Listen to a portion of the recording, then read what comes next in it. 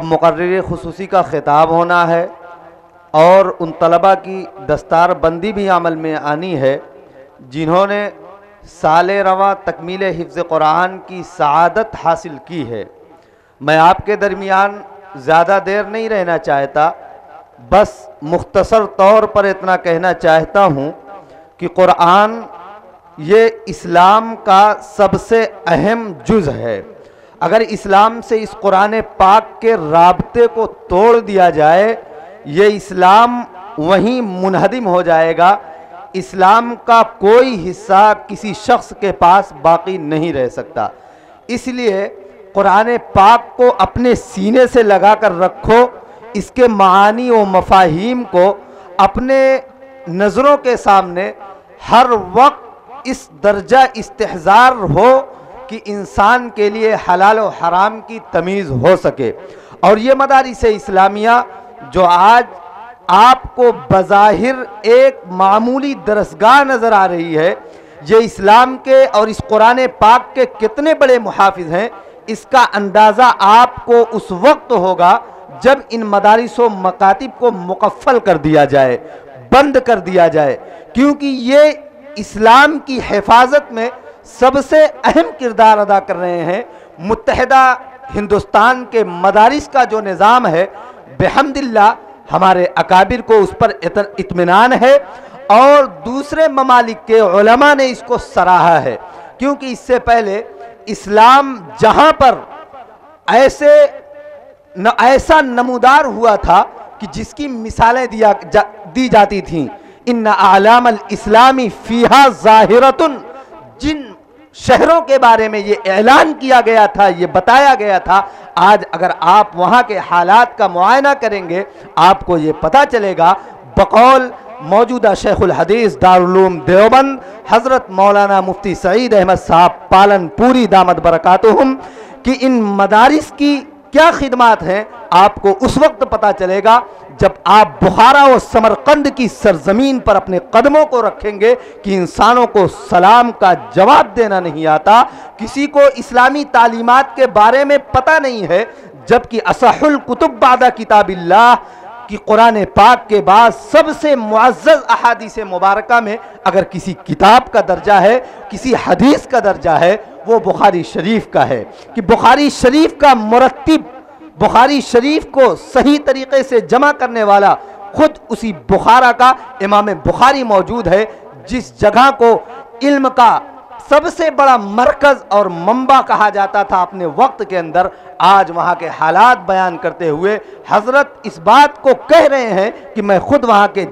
حالات جا کر دیکھ کر آیا ہوں، وہاں کی حالت دیکھنے سے پتہ چلتا ہے کہ اسلامی تصاویر کا وہاں وجود نہیں ہے۔ اگر ان مدارس و مکاتب کا ہم نے تعاون نہیں کیا، ان کا ساتھ نہیں دیا، ان کی حوصلہ افزائی نہیں کی، تو وہ وقت دور نہیں ہے کہ بر صغیر سے بھی ان اسلامی حفاظت کا جو بیڑا ان مدارس نے اٹھایا ہے وہ ختم ہو کر رہ جائے گا۔ اس کا احساس آپ کو نہیں ہو سکتا، کیونکہ یہ مدارس اس فضا کے مانند ہیں جو دیکھنے میں نہیں آتے، جو بظاہر معمولی نظر آتے ہیں، لیکن اس فضا میں چلنے والی ہوا کو اگر روک دیا جائے کتنی گھٹن محسوس ہوگی۔ یہی حال ان مدارس کا اس ماحول میں اس ہوا کا ہے جس کے درمیان ہم سانس لے رہے ہیں، اپنی زندگی گزار رہے ہیں۔ یہ مدارس بحمد اللہ اپنے اکابر کے طرز عمل کو اختیار کرتے ہوئے اسی رو پر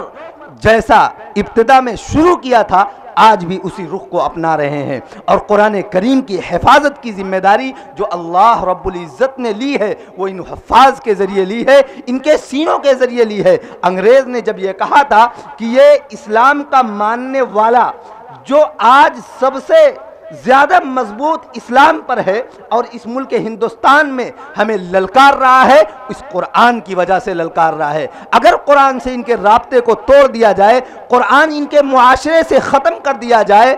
تو یہ بآسانی ہماری قید میں آ سکتے ہیں۔ لیکن انہوں نے اپنا عمل شروع کیا، اپنی محنت شروع کی، اسی پر خاموش نہیں رہے، مدارس سے قرآن کے نسخے کو اٹھایا، جلانا شروع کیا۔ انہیں علماء نے چیلنج کیا کہ تم قرآن کے نسخے جلا کر ختم کر سکتے ہو، لیکن ان معصوموں کے دلوں میں ہمارے اساتذہ نے جو قرآن کریم کو محفوظ کر دیا ہے اس کو کیسے ان کے دلوں سے نکال سکتے ہو؟ انگریز کی ساری محنتیں، ساری قد و کاوش بیکار چلی گئی۔ اگر کوئی ماں باپ اپنے اولاد کو سب سے بہتر زیور دے سکتا ہے وہ قرآن کا زیور ہے۔ قرآن سے بڑھ کر نہ کوئی کتاب ہو سکتی ہے، قرآنی تعلیمات سے بڑھ کر نہ کوئی تعلیم ہو سکتی ہے، قرآن سے بڑھ کر نہ کوئی قول ہو سکتا ہے، نہ کسی کا کلام ہو سکتا ہے۔ اسی لیے خالق کائنات نے قرآن کے بارے میں کہا تھا قل بفضل اللہ وبرحمتہ فبذلک فلیفرحوا هو خیر مما یجمعون، کہ قرآن سراپا فضیلت ہے، یہ خوش ہونے کی چیز ہے۔ اگر اللہ نے یہ دولت ہمارے اولاد کو عطا کی ہے، ہمارے پوتوں کو عطا کی ہے، ہمارے بھتیجوں کو عطا کی ہے، ہمارے رشتہ داروں کو عطا کی ہے، تو ہمارا سینہ فخر سے پھول جانا چاہیے۔ ہمیں بڑے ہی قوت کے ساتھ اور فخر کے ساتھ یہ بات کہنی چاہیے کہ ہماری اولاد کو اللہ رب العزت نے حفظ قرآن کا سرمایہ عطا کیا ہے، اس کی ذمہ داری بھی بڑی اہم ہے۔ ان تمام موضوعات پر تفصیل سے روشنی